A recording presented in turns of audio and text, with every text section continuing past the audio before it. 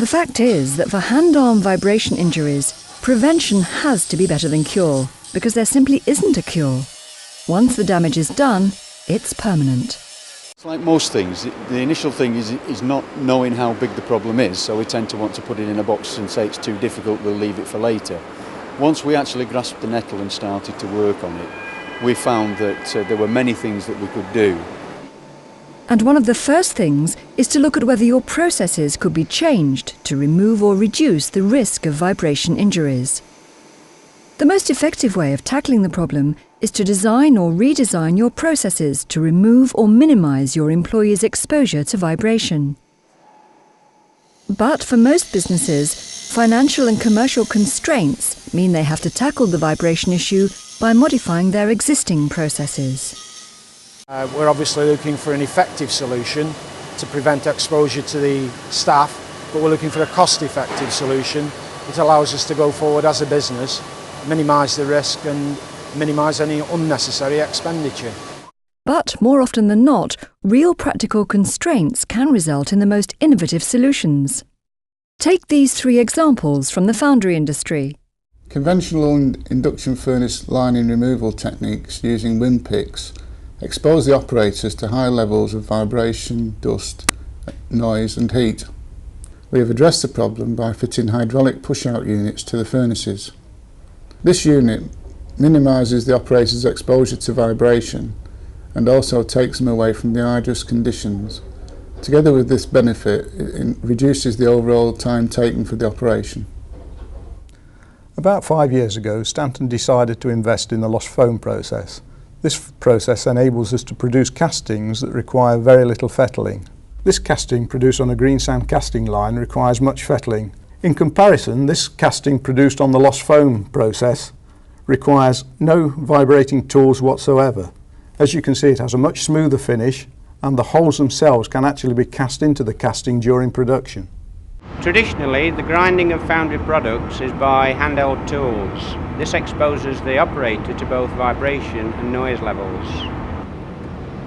In order to minimise the exposure, two solutions have been developed. The first is by installing a standard handheld grinder in a jig, which enables the operator to grind a pipe through a series of long levers. The second involves the automation of the grinding process by removing the direct contact between the operator and the tool. The heavy engineering sector has found other ways of reducing employees' exposure to vibration. Here we have some castings which are part of a train coupler assembly, and traditionally we used hand grinding techniques to fettle away metal put in as a reclamation process. Following surveys that we did for hand-arm vibration, we found that the levels of vibration were outside the exposure limits that were acceptable. We've then developed a process of removing the metal by using a mechanised process, a machining process. The story about this is that before, the platers would take this plate out here and the pad at the back, all this section, and burn it out with a settling cutter, and then it would have to be marked off and then cut back and ground back to the marking off. Now we just go straight across with a cutter with 2 or 3 passes, and it's a cleaner cut. It's a far better and efficient way, it's faster, and not only that, it stops anybody from using vibration white finger tools. The process of overhauling the bogie starts with clean and strip. We needle gun particular areas of the bogie frame to clean it and then put it through a chemical cleaning process. The needle gunning process was causing quite high levels of vibration and arm vibration. We tried various options ranging from chemical dip of the bogie frame through to whether there were better needle guns on the market. We couldn't really find anything that was better than the process we've decided on, which is shot blasting. We do still needle gun particular areas of the frame just to remove the really stubborn dirt, but we have dramatically reduced the overall amount of exposure that our employees are subjected to with this high vibration process. If you have to replace old tools completely, involving the suppliers of the tools and the employees directly concerned can deliver real benefits. We identified as our priority orbital sanders. Orbital sanders are used not just here in the press shop, but also in other parts of the plant. The orbiters have changed dramatically. The old orbiters were very heavy, very cumbersome, and they vibrated a lot. Dynabrade brought in various types of tools and left them with us for 1 month. We were then able to pass them tools across the 3 shifts to ensure that all 3 shifts had the opportunity to have a trial with these tools, to make sure that those tools could do the job and to make sure that those tools could do the job in a safe manner. We were involved in the choosing of the tools. We had 2 or 3 salesmen came in and they showed us exactly what they had and what they all reckoned that everything they had was best for us, but we made our own decision. Now with the modern one that we have now, which is very light, you can pick it up with one hand, you can operate it with one hand quite easily, and there's very little vibration in that at all. We aim to end up with the best tooling for the job, with the lowest noise and vibration levels that we can possibly achieve. The type and design of accessories, such as tool bits and grinding wheels, has a big effect on the vibration magnitudes experienced by their users. And these should always be mounted, used and maintained in accordance with the manufacturer's instructions. Finally, the tools themselves should be regularly maintained.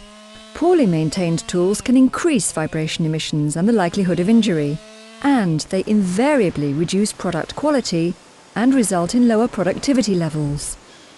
The plan is that every tool will be checked in about 6 months' time. Between 6 and 12 months' time, each tool will be checked, just to ensure that it's still within spec. The problem of an individual employee's exposure to vibration has to be managed and controlled on a day-to-day basis. One way is by limiting an individual's daily exposure time. Action was taken immediately to reduce the exposure of staff that were involved in the activity. This was done by sharing the workload in areas of maximum exposure. Or by categorising tools by the seriousness of the hazard they represent and then setting maximum daily usage times. Once the results of this final survey are known to us, each tool will be categorised as high, low or medium risk. Another approach involves rotating work. We now rotor people round on certain types of work so that they're not stuck working on pneumatic drills, heavy breakers, scabbling machines and a variety of tools and machinery. And we use a system of a 20-minute period where they come in, they do the work with the tools, take a break, somebody else comes and replaces them, and we carry on in that style. The supervisors also know that they've got to rotate people. If we do actually have a lot of work to do, then the guys are only allowed so much time on the jackhammers, and then somebody else has to be deployed to that job. It may also be possible to create a system which allows employees to monitor their own exposure. First of all, prioritise that by information from manufacturers, the information that they have provided us with, along with the amount of time that the individual actually uses the machine for.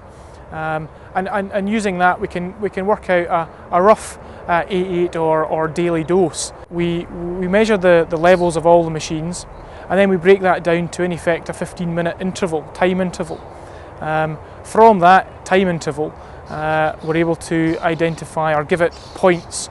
So if we say for a 15-minute time interval, an individual will get 20 points worth of vibration in a day, then the individual can then calculate themselves what their overall exposure using that machine, or indeed any other machine, would actually be. Employees may have to be redeployed. We have found within some of the sections where we have had people with hand-arm vibration syndrome that we've had to redeploy the workers. they can continue to work within the same environment that they've worked in the past, but yet not use vibration equipment.